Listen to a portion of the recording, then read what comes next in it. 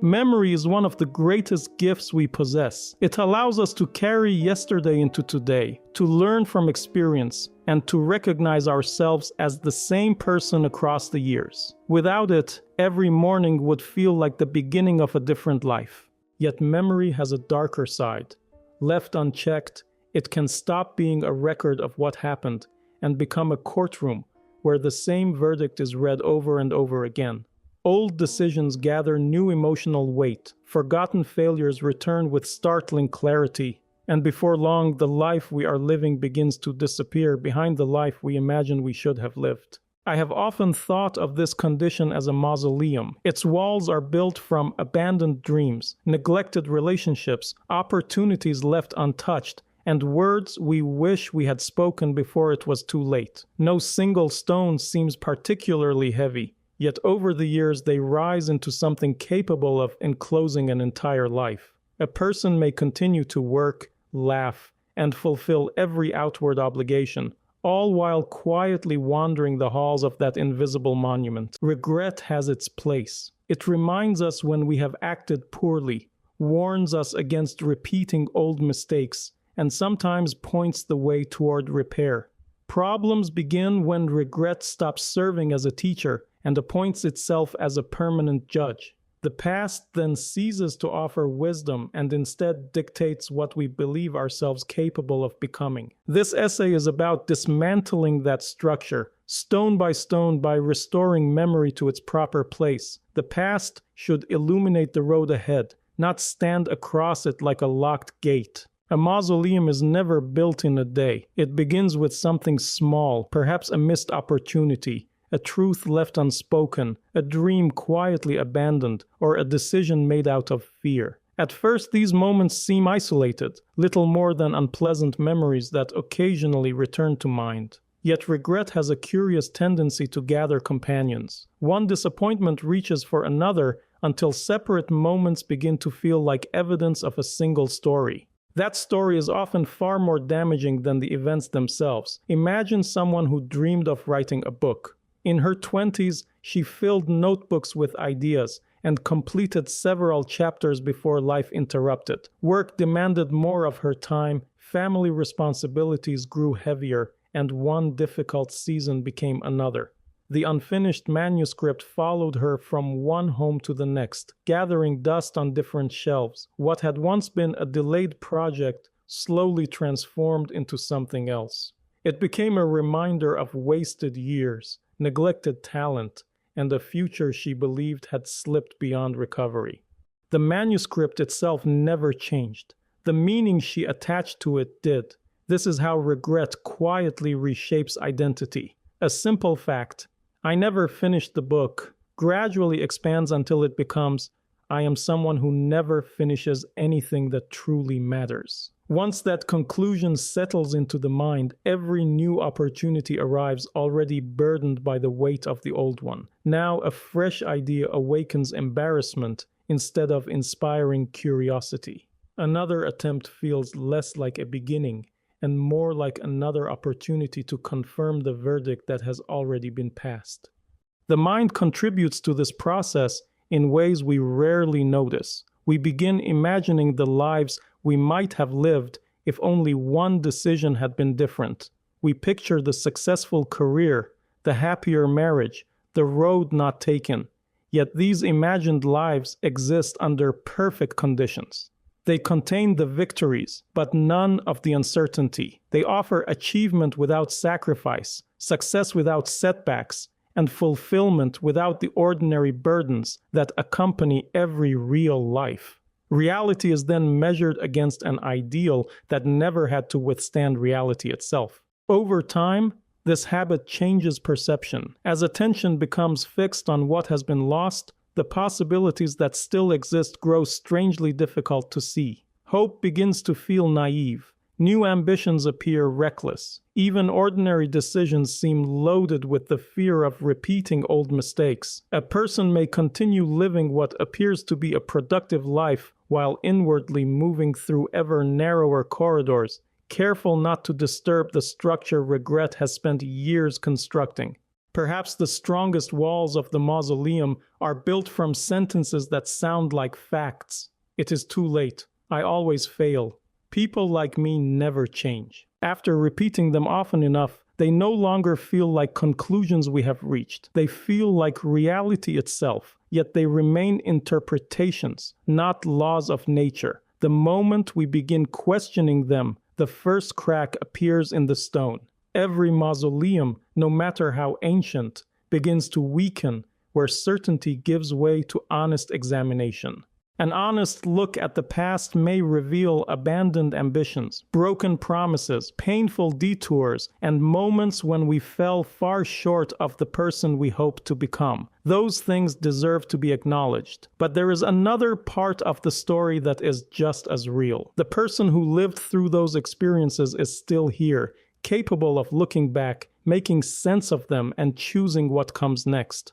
That may seem obvious, yet regret rarely allows us to see it that way. One of regret's greatest deceptions is its ability to transform an event into an identity. Failing at something becomes evidence that we are failures. A broken relationship becomes proof that we are incapable of love. An abandoned dream becomes confirmation that we simply lack what others possess. Gradually, isolated experiences begin to define the whole person, until every memory seems to point toward the same discouraging conclusion. Return to the writer and her unfinished manuscript. Perhaps she procrastinated. Perhaps she became discouraged when the work proved more difficult than she expected. Perhaps life simply overwhelmed her for a time. Whatever the reasons, they describe decisions, habits, and circumstances. They do not describe the entirety of the woman who made them. No single chapter of a person's life is large enough to contain the whole of that person's identity. There is an important difference between saying, "I failed," and saying, "I am a failure." The first leaves room for reflection because it refers to something that happened. The second closes the case before the evidence has even been examined. It turns a temporary outcome into a permanent description of the self, and once that happens, every future effort begins under the shadow of a verdict that was never justified in the first place. None of this asks us to excuse ourselves. We may have made poor decisions. We may have ignored good advice, avoided responsibility, or wasted opportunities that will never return. Honest reflection requires that we admit these things without diminishing them. Responsibility, however, is only useful when it remains specific. We can change a habit. We can correct a pattern of thinking. We can learn from a decision, but it is far more difficult to change a label we have carved into our own identity. And one thing we need to remember here is that survival, by itself, does not make us wiser. Time alone teaches very little. Many people repeat the same mistakes for decades because they never stop to ask what those mistakes were trying to teach them. Wisdom begins when experience is examined with honesty instead of resentment. The years then become more than a collection of wounds. They become a record of what strengthens us, what weakens us, and where we have been quietly deceiving ourselves. And I am not saying that we should worship our wounds, because they deserve neither worship nor concealment. Some people build their entire identity around them, as though suffering alone gives life meaning. Others bury them beneath pride, hoping that what remains hidden will somehow disappear. Both responses allow the wound to govern the future. A healthier path begins by asking simpler questions. What still needs healing? What can still be repaired? What has this experience shown me that I could not have learned any other way? That is where the survivor begins to emerge from the ruins. Because the past no longer possesses the final word. It is still unchanged, but it has lost its power to define the entirety of a person's life. And in many chapters of your life, there comes a moment when looking backward ceases to be useful. Many people spend years replaying the same memories, convinced that one more night of thinking will somehow produce a different past. Remember, memory cannot change what happened. It can only change what we carry forward from it. That is the difference between rumination and reflection. Regret traps us inside the same room. Reflection searches for the door. Because reflection asks better questions. Instead of endlessly asking, Why did this happen to me? It asks, what can this experience teach me? Instead of rehearsing old accusations, it begins separating what was within our control from what was not. It looks for patterns rather than punishments, and for lessons rather than verdicts. The goal is to understand history well enough that it no longer needs to be repeated. Our aspiring writer illustrates this well. Looking back honestly, she may discover that her ambitions exceeded what her daily life could realistically support. She may realize that she isolated herself, keeping her work hidden until self-doubt became unbearable. She may also recognize circumstances she never chose, financial hardship, or responsibilities toward family that left little room for creative work. A truthful account must include both. Ignoring personal responsibility leaves us powerless. Ignoring life's circumstances leaves us cruel, especially toward ourselves.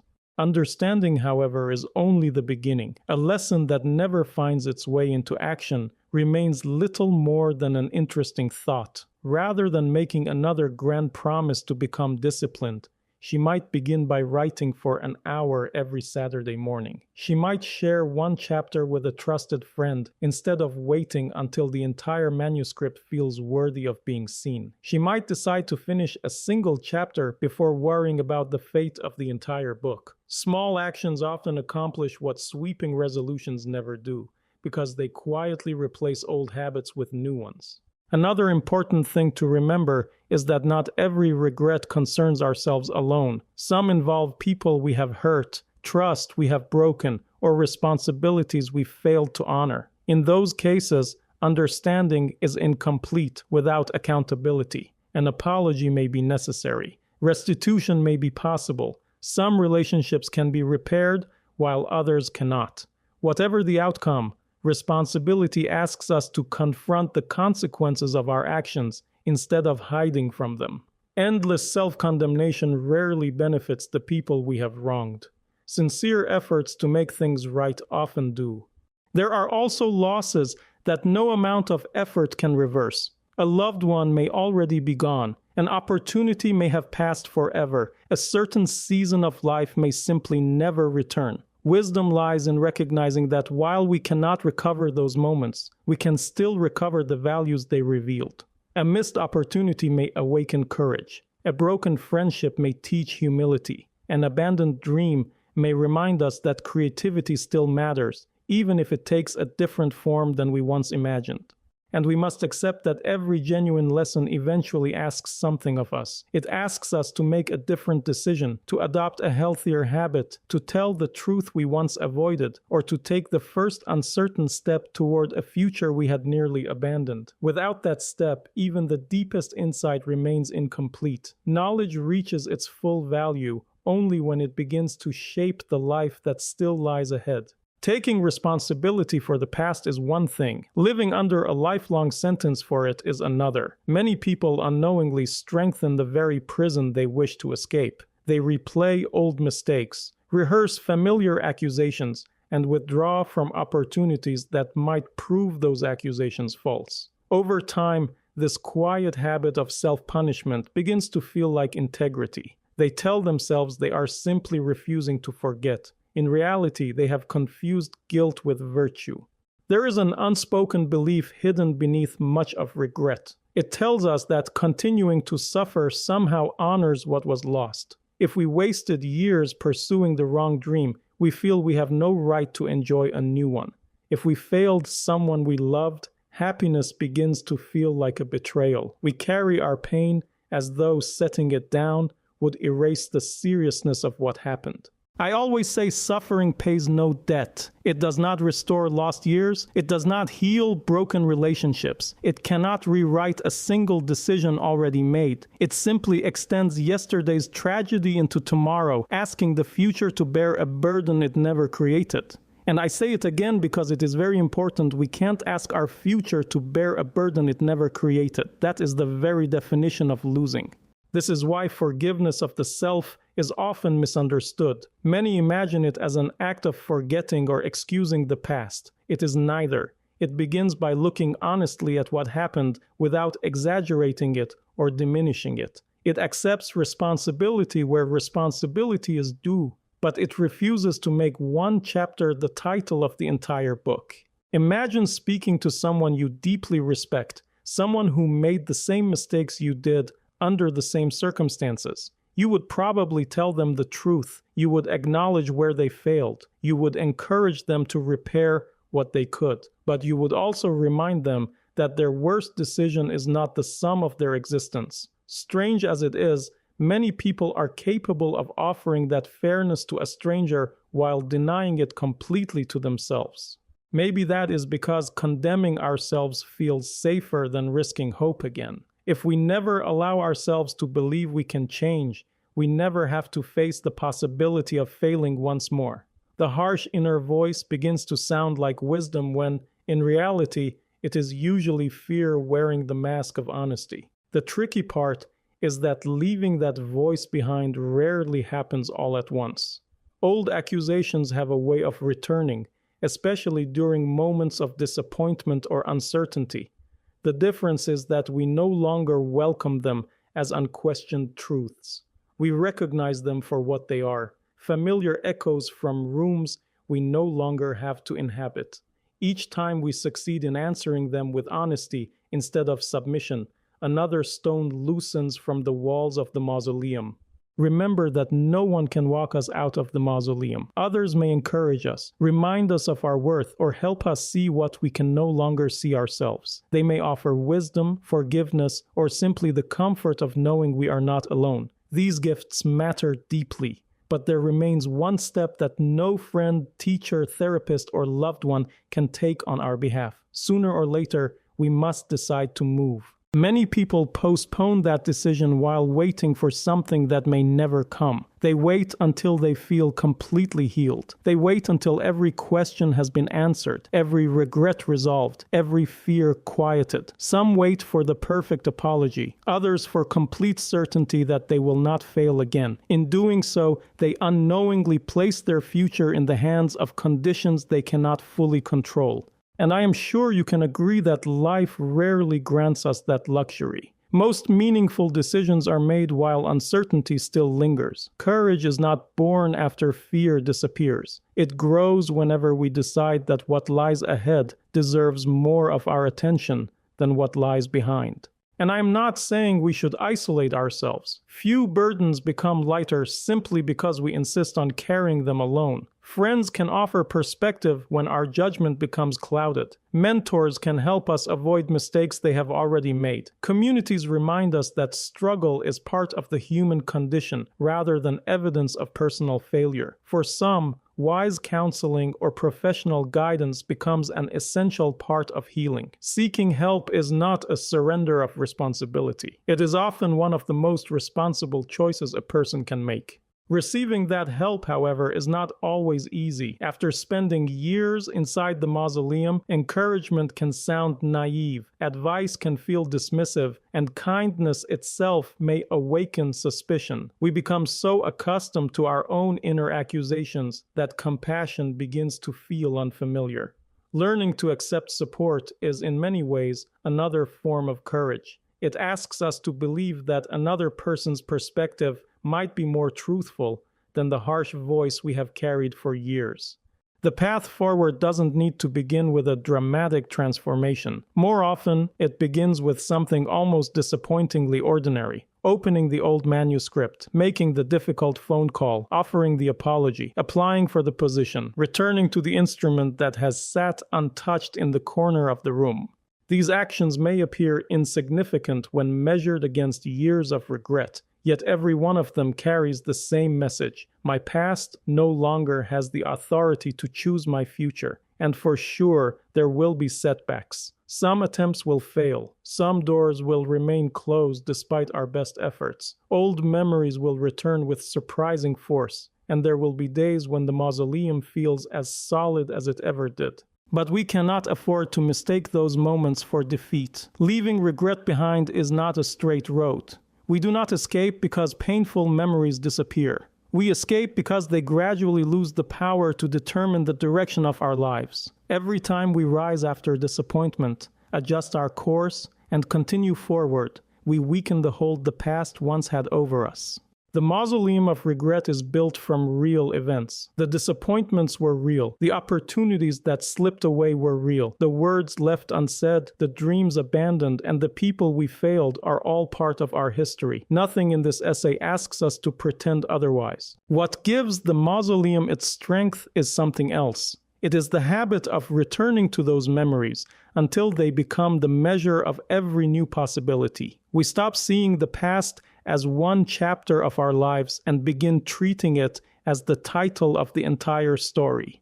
There is no single morning when every regret disappears. No moment arrives when the past suddenly loses all its weight. Freedom usually comes much more quietly. It grows each time we question an old conclusion instead of accepting it without examination. It grows whenever we choose responsibility over self-condemnation, learning over rumination, and action over endless hesitation. Stone by stone, the walls begin to lose the power they once held over us. Perhaps the woman who abandoned her manuscript will finish the book after all. Perhaps she will discover that another story now calls to her more strongly. Or perhaps she will find that writing itself, rather than any particular book, was always the deeper longing. The outcome matters less than the freedom she has regained. Shame no longer decides what she is allowed to become. The same is true for all of us. The life we imagined may never arrive exactly as we once pictured it. Some dreams belong to another season.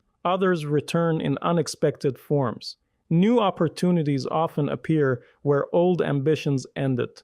The future has a remarkable way of opening doors that regret insists have already been sealed forever. That is why the mausoleum is never quite as permanent as it appears. Its walls are built from memory, but its doors have never been locked. Many of us simply forget they are there. We spend years studying the stones, tracing every crack, measuring every loss, while the exit stands patiently behind us, waiting for the moment we decide to turn around. The road beyond that door will not be perfect. It will contain failure, disappointment, uncertainty, and days when old memories return with surprising force. But it will also contain something the mausoleum never could: possibility. Every step taken outside its walls becomes a quiet declaration that the past is no longer the only voice we are willing to hear. The person who walks through that door does not leave history behind. They carry it differently.